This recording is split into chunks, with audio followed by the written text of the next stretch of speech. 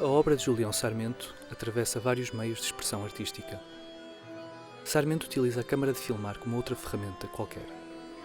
Trabalha com o vídeo ou o filme como trabalha com a pintura ou a escultura. Estes são meios para chegar a um fim.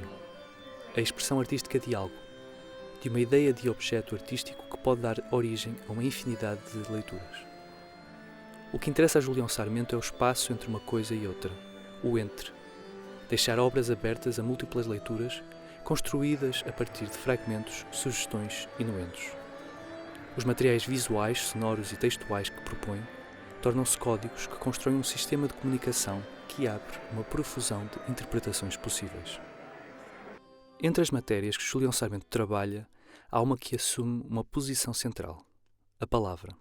Desde as referências e excertos literários que utiliza, à forma como encena diálogos, o trabalho do artista define-se por um trabalho constante de linguagem.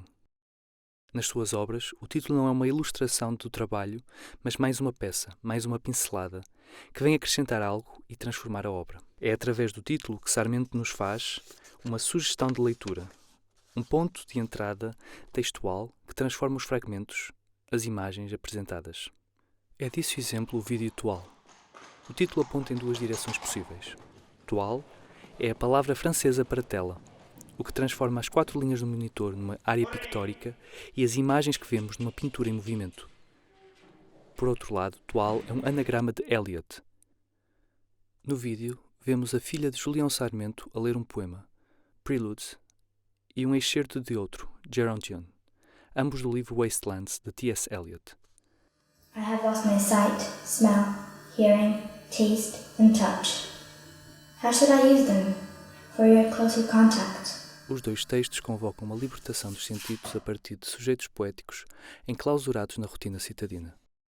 Através da cidade normativa, controlada e civilizada, chegam-nos rasgos de uma liberdade selvagem, de um desejo de sentir, uma interioridade que se manifesta numa riqueza do mundo, uma tensão entre a normalidade e o extraordinário, que é também aquela que vive o cavalo domesticado e que nos revela o mundo tal e qual.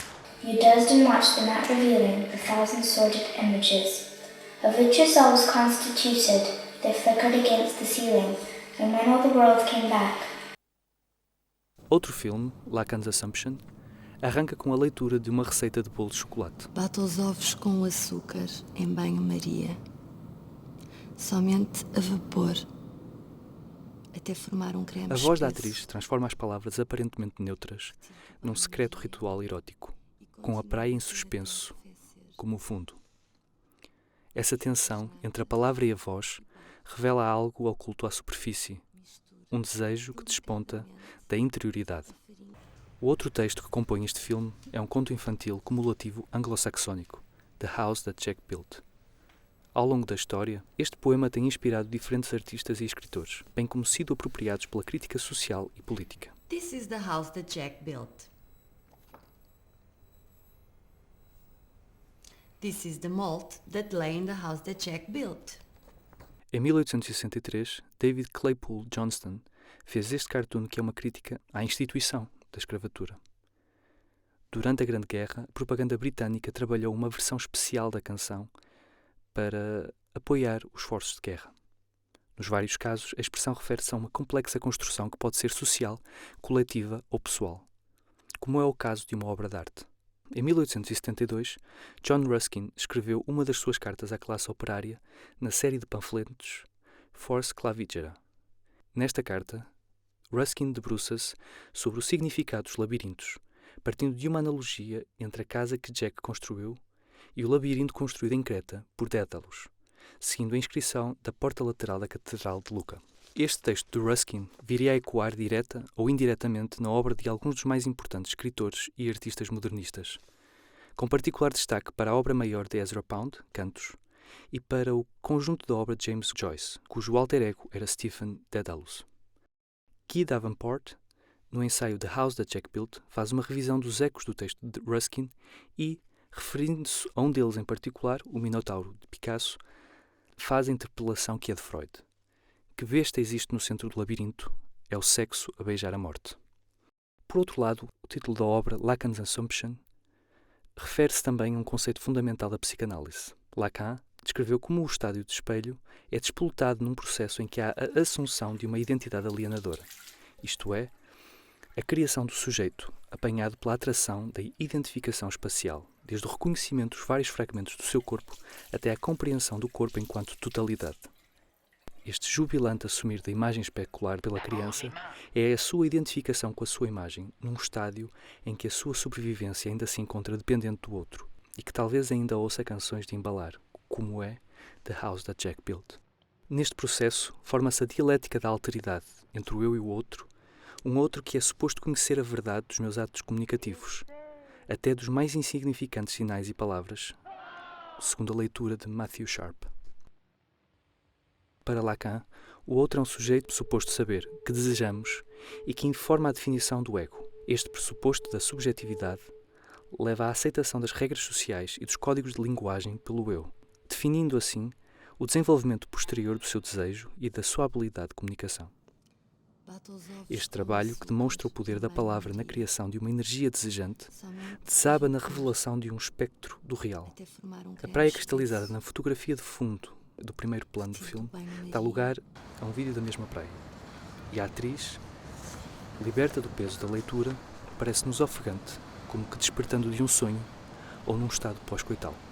Segundo Alan Sheridan, em Lacan, o real emerge como um terceiro termo, que diz respeito a algo que não é nem simbólico nem imaginário, e que permanece excluído da experiência analítica, que é a da linguagem. Também em Landscape, o título transforma as imagens que vemos. Estas constituem uma das representações mais presentes na obra de Julião Sarmento, o corpo feminino. Aqui é um corpo feminino fragmentado, como um conjunto de linhas, numa paisagem a ser pintada e contemplada. A analogia entre o corpo feminino e a paisagem tem história na literatura. Para Sarah Carmo, nesta relação à distância, o olhar do sujeito reifica o corpo feminino, que se reduz, então, a um mero objeto de contemplação. Contudo, seguindo a análise que Carmo fez de Ambas as Mãos sobre o Corpo, de Maria Teresa Horta, é possível conceber este corpo-paisagem já não como um objeto passivo de desejo, mas enquanto sujeito erótico, que fascina e incorpora o sujeito que observa. Em Landscape, é a voz que se ouve que coloca o sujeito observante numa posição de desejo e de questionamento pela sugestão de uma alteridade. And it was a drag.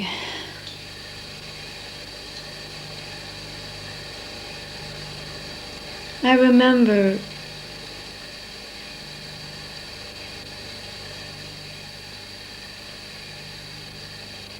I used to love pineapples then. Segundo Emília Tavares, a voz é uma evocação mnemónica sobre o despertar da I sexualidade. adored pineapples. Entre a carga sexual da leitura e a sexualidade das palavras, ficamos a contemplar uma paisagem onde aquilo que não se vê conta tanto como aquilo que é visto, citando Michel Doulo. A paisagem deixa então de ser um fenómeno exterior e vale antes de mais pela sua ressonância interior. Para Emília Tavares, Julião Sarmento coloca o corpo feminino no centro de uma reflexão sobre o desejo e as suas implicações psicanalíticas e literárias. Diz Manuela Bronze que a representação do corpo feminino é a metáfora da própria saudade, como se a mulher fosse o lugar presente onde se inscreve a improvável coincidência da aporia, com toda a sugestão das suas conotações semânticas. A prática de Julião Sarmento está cheia de imagos de um corpo fragmentado, um conceito que para Lacan simboliza o sujeito enquanto coleção incipiente de desejos. Por vezes, como em Landscape, esse desejo latente tem uma componente sexual.